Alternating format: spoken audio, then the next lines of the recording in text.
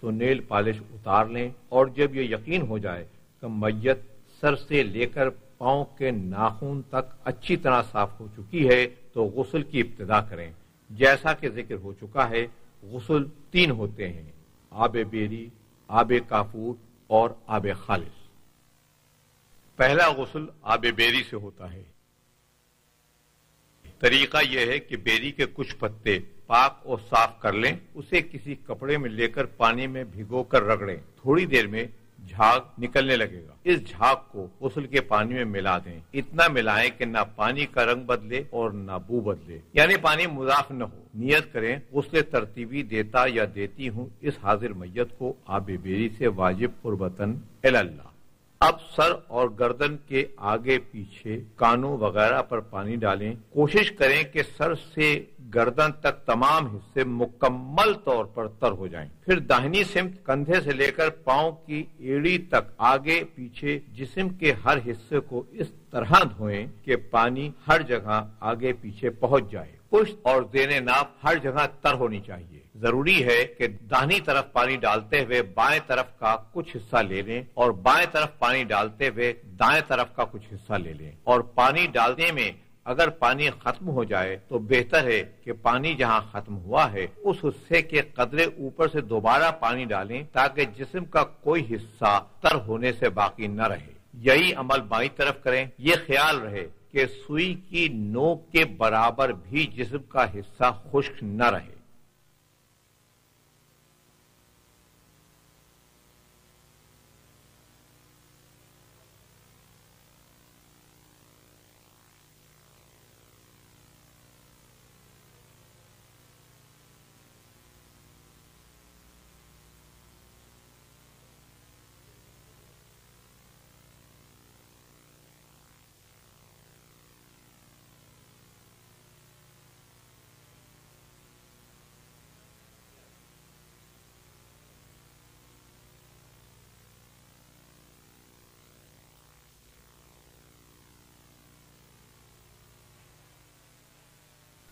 دوسرا غسل آب کافور سے ہوتا ہے، یعنی کچھ کافور پانی میں اس طرح ملائیں کہ پانی کا مزہ نہ بدلے اور نہ بو اور نہ ہی رنگ بدلے، یعنی پانی آب مضاف نہ ہو جائے۔ پھر یوں نیت کریں کہ غسل ترتیبی دیتا یا دیتی ہوں اس حاضر میت کو آب کافور سے واجب قربتاً اللہ۔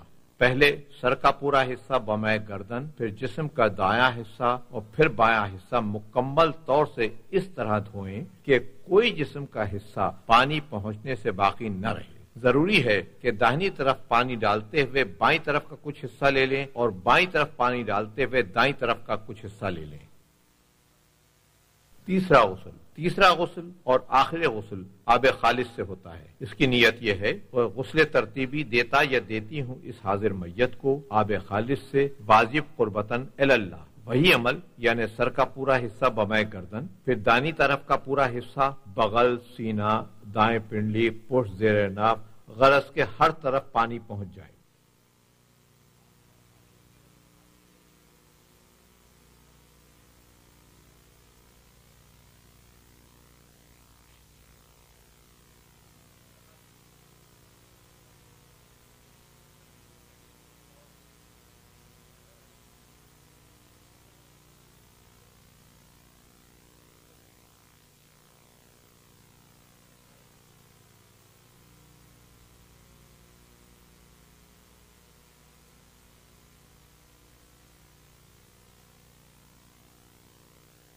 یہی عمل بائیں سمت کریں۔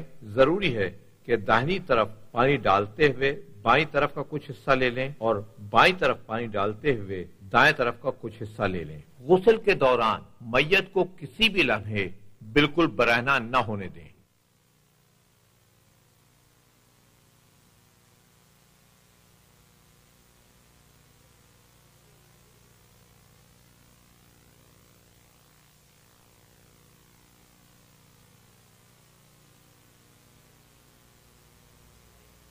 تینوں غسل پورے ہونے کے بعد زیر ناف کے حصے کو روئی سے اچھی طرح چھپا لیں۔ سرپوش ہٹا دیں۔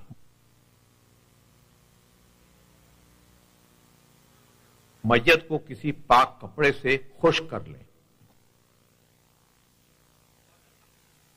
حنوط کا طریقہ، میت کو حنوط کریں، یعنی کافور پہلے پیشانی پر،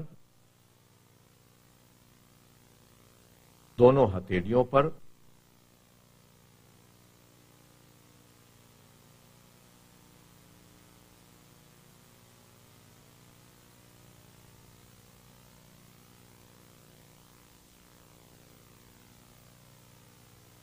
دونوں گھٹنوں پر،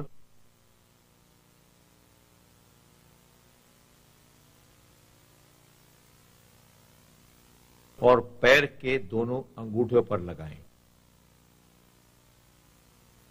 یعنی جسم کا ہر وہ حصہ جو سجدے میں زمین پر ٹکتا ہے اس کا حنوط کریں۔ کافور پاؤڈر کی صورت میں اور تازہ ہونا چاہیے، اگر کافور پرانا ہے تو مقصد پورا نہیں ہوگا۔ کافور کو سب سے پہلے ماتھے پر لگائیں اور پھر باقی حصے پر۔ ایسے شخص کو جس نے حج و عمرے کے لیے احرام باندھا ہوا ہے اور اسی حالت میں مر جاتا ہے، اس کا حنوط کرنا جائز نہیں۔ صرف ایسے حاجی کو جو احرام کی حالت میں ہو اور جو سعی کرنے کے بعد فوت ہو گیا ہو، اسے کافور سے حنوط کرنا جائز ہے۔ مردے کو کسی اور خوشبو لگانے کی اجازت نہیں ہے۔ اگر کافور صرف اتنی مقدار میں موجود ہے جو غسل کے لیے کافی ہے تو حنوط کرنا ضروری نہیں، اور اگر حنوط کے لیے کافور ہو مگر قدر کم ہو تو ماتھے سے لگانا شروع کریں اور جہاں تک کافور موجود ہو ترتیب سے اعضائے سجدہ پر لگایا جائے۔ اگر کافور بچ جائے تو سینے پر لگا دیں۔ حنوط کے بعد جنازے کو کفن دینا شروع کریں۔